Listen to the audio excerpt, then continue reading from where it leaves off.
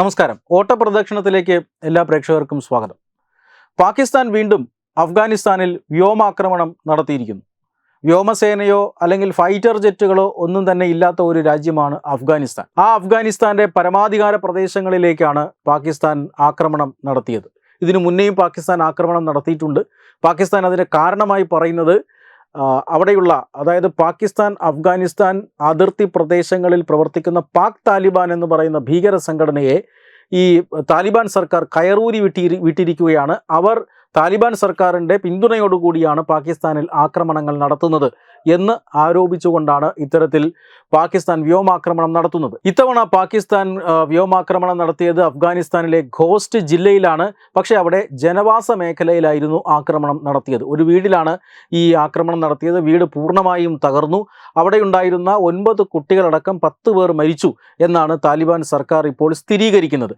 ഈ വ്യോമാക്രമണത്തിന് കൃത്യമായ തിരിച്ചടി നൽകും എന്നും താലിബാൻ ഭരണകൂടം പറയുന്നുണ്ട്.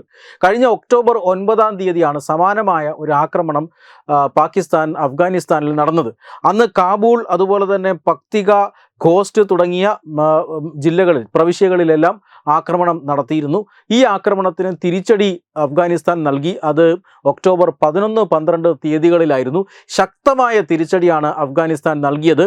പാകിസ്ഥാനെയും അഫ്ഗാനിസ്ഥാനെയും തമ്മിൽ സൈനിക ശേഷിയിൽ താരതമ്യം ചെയ്യാൻ സാധിക്കില്ല.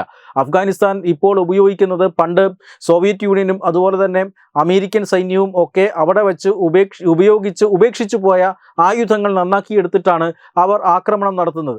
ഈ ആക്രമണത്തെ പോലും ചെറുക്കാൻ അന്ന് പാകിസ്ഥാന് സാധിച്ചിരുന്നില്ല.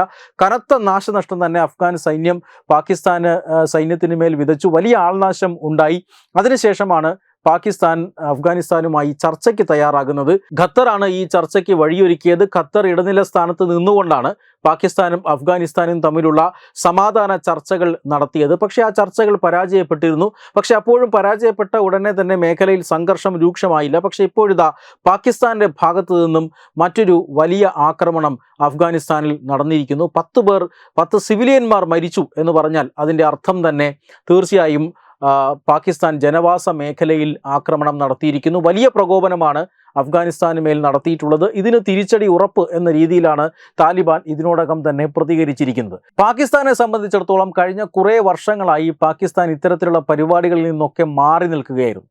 ഇങ്ങനെ മാറി നിന്നത് പാകിസ്ഥാൻ്റെ സാമ്പത്തിക അവസ്ഥ അതീവ ഗുരുതരമായ സ്ഥിതിയിലേക്ക് പോയ സമയത്താണ്. വിദേശ സഹായങ്ങൾ പോലും സ്വീകരിക്കാൻ കഴിയാത്ത വിധം പാകിസ്ഥാൻ എന്ന രാജ്യം FATF എന്ന സംഘടനയുടെ ഗ്രേ ലിസ്റ്റിൽപ്പെട്ട ഒരു സമയമുണ്ടായിരുന്നു. ആ സമയത്ത് പാകിസ്ഥാൻ ഇന്ത്യയുമായും ചൊറിയാൻ വന്നിട്ടില്ല. പാകിസ്ഥാൻ മറ്റ് ലോക രാജ്യങ്ങളുമായി അല്ലെങ്കിൽ അഫ്ഗാനിസ്ഥാനുമായും യാതൊരു പ്രശ്നങ്ങളും ഉണ്ടാക്കിയില്ല.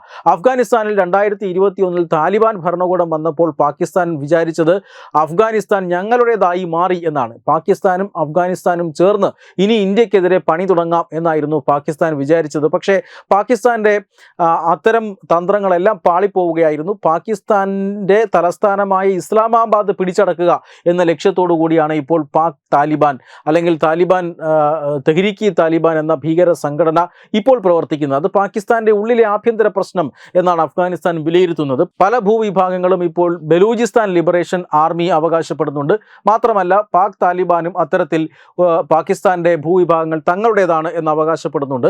അതുകൊണ്ട് തന്നെ പാകിസ്ഥാൻ്റെ ആഭ്യന്തര പ്രശ്നമാണിത് എന്നും അത് ഞങ്ങളുടെ മേൽ ചാരരുത് എന്നും താലിബാൻ മുന്നറിയിപ്പ് നൽകിയിരുന്നു. പക്ഷേ ആ മുന്നറിയിപ്പ് അവഗണിച്ചുകൊണ്ട് പാകിസ്ഥാൻ ഇപ്പോൾ വിദേശ സഹായങ്ങളൊക്കെ കിട്ടിത്തുടങ്ങിയ സമയത്ത് അമേരിക്ക ഉൾപ്പെടെയുള്ള രാജ്യങ്ങൾ പണം പാകിസ്ഥാനിലേക്ക് പഴയതുപോലെ പമ്പ് ചെയ്യുന്ന സമയത്താണ് ഇന്ത്യക്കെതിരെ മാത്രമല്ല അഫ്ഗാനിസ്ഥാനെതിരെയും പാകിസ്ഥാൻ ഇത്തരത്തിലുള്ള സൈനിക നടപടികൾ ആരംഭിച്ചിരിക്കുന്നത്. ഇന്ത്യക്കെതിരെ പ്രോക്സി യുദ്ധമാണ്.